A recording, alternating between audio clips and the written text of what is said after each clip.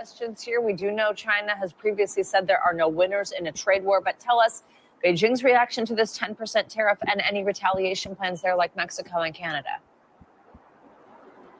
Well, President Trump has made no secret of his intentions around tariffs on Chinese goods. He followed through on it during his first term, and he talked about it a lot on the campaign trail. This time, the 10% tariffs are on all Chinese goods. That includes the list 4B items that weren't included the last time. So things like TVs, laptops, toys, iPhones.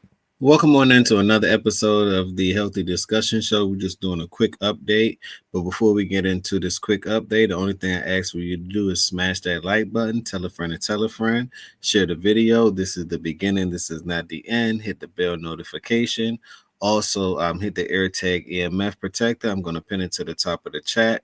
And also get me to 10,000 subs. That's all I ask. 10,000 subs. Let's go. Think about the number of things that are made in China that you use or wear every day. Markets across Asia were down today on this news and the uncertainty of what could be a prolonged trade war. China's Commerce Ministry released a statement over the weekend. It's a national holiday here.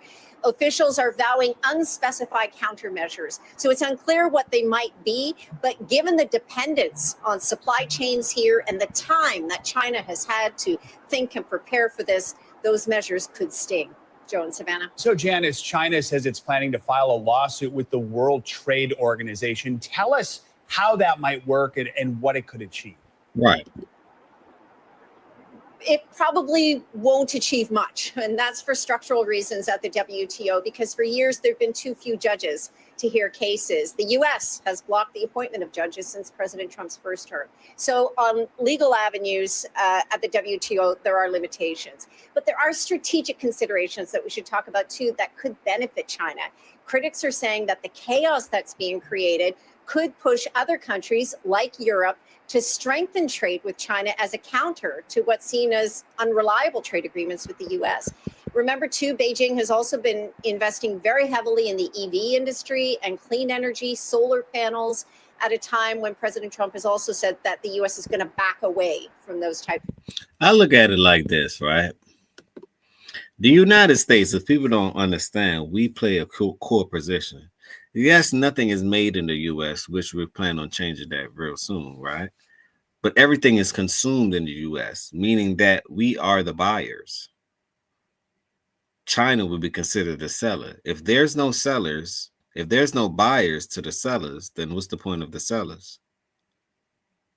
They make millions of dollars every day off the United States. So will this affect them? Yes, certainly it will. China's GDP isn't growing at all. It's actually plummeting. China have a problem to me right now. Who's going to take care of their parents? They did this law stating that you can only have one kid per household.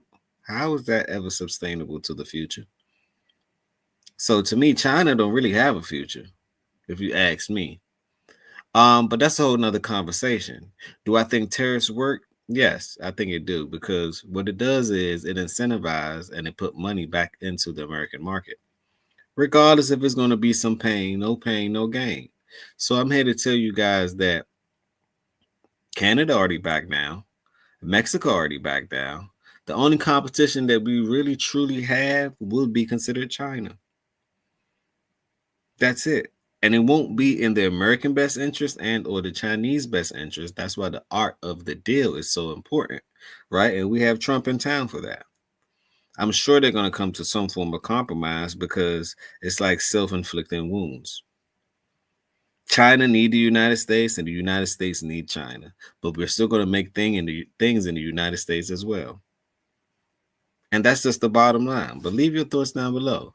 Let me know what you think.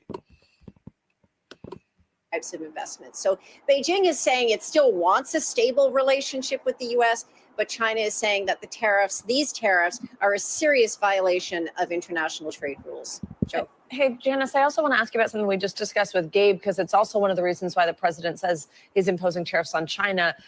He's accusing the country of producing and sending fentanyl or the components used in making it to Mexico and Canada. And then he says that comes into the U.S. What is China saying about that particular accusation? this move of President Trump to invoke national security to unravel long-standing trade agreements is China takes exception to this and to the accusation that it's been doing too little to stop the flow of fentanyl. The Ministry of Public Security released a statement today saying China was the first country in the world to officially schedule fentanyl-related substances as a class in 2019. The Foreign Ministry also added to that today, fentanyl is an issue for the U.S. In the spirit of humanity and goodwill, China has given support to the U.S.'s response to this issue. The U.S. needs to view and solve its own fentanyl issue in an objective and rational way instead of threatening others. That's BS. We all know that it's coming in from China. It's coming in. And if it's coming in from China, we all know that China is backdooring the U.S. and they've been doing it through Mexico and Canada. Like, please stop. Please stop. But let's continue. Other countries with arbitrary tariff hikes. That from the Chinese Foreign Ministry. Beijing has long said that if the U.S. wants to control the opioid crisis, it has to look at demand and, in China's eyes, not put the blame on other countries. Fentanyl has actually been one of the few areas. What? They say look at demand. Okay, if you look at the demand, the United States demanding these things, right? Then the thing will be, well, who's supplying it? These people tripping over their own words. Well, the thing with them be, well, who's supplying it? We're trying to get to the bottom of who's supplying these things, right? That's all I'm saying. That's why I watch the NBC and CNN and all these other channels, because man, they spin a narrative so good. I'd rather watch TikTok and create my own conclusions. We can do that where now. China and the U.S. have had talks and progress in recent years. I've talked extensively with the former U.S. ambassador about this. He had said that talks have always been directly linked to bilateral relations. And he warned just last month that if tariffs were tied to fentanyl, then China would simply walk away from talks.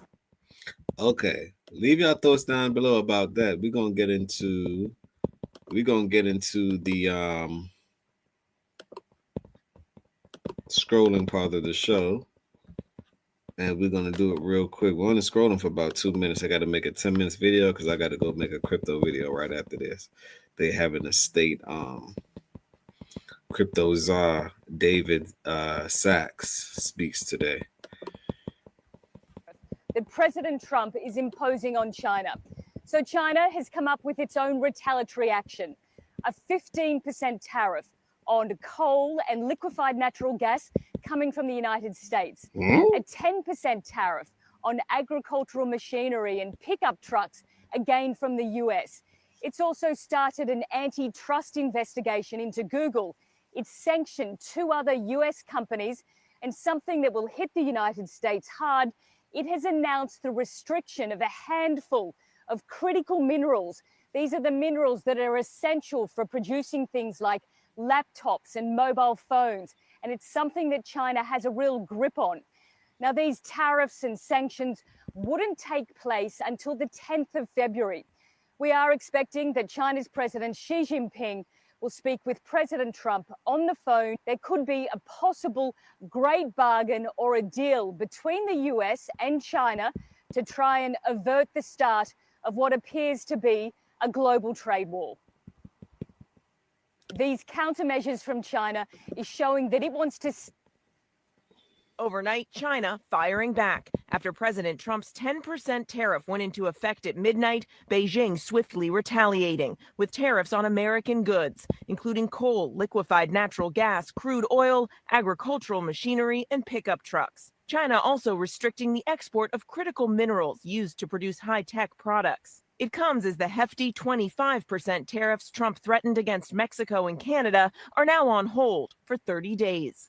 The looming trade war postponed after a day of frenzied negotiations. The president is accusing both countries of allowing migrants and drugs, including fentanyl, to flow into the U.S., claims both countries deny. Canada is very tough. They're very, very tough to do business with. Okay, we already seen that one. So leave your thoughts down below. Let me know what you think. You think that China, since they're firing back with a 10 and then the 15%, like the United States won't raise the bargain? The way I see it is they're going to come to a mutual agreement before the 10th. They will come to a mutual agreement before the 10th. I bet some money on it, right? Because it would be in their both interest to do that, right? Don't believe the hype. Read in between the lines. On that note, smash that like button, tell a friend and tell a friend. This is the beginning. This is not the end. Another episode of the Healthy Discussion Show. Gotta go, gotta go. On that note, peace, blessings, and love. And remember, positivity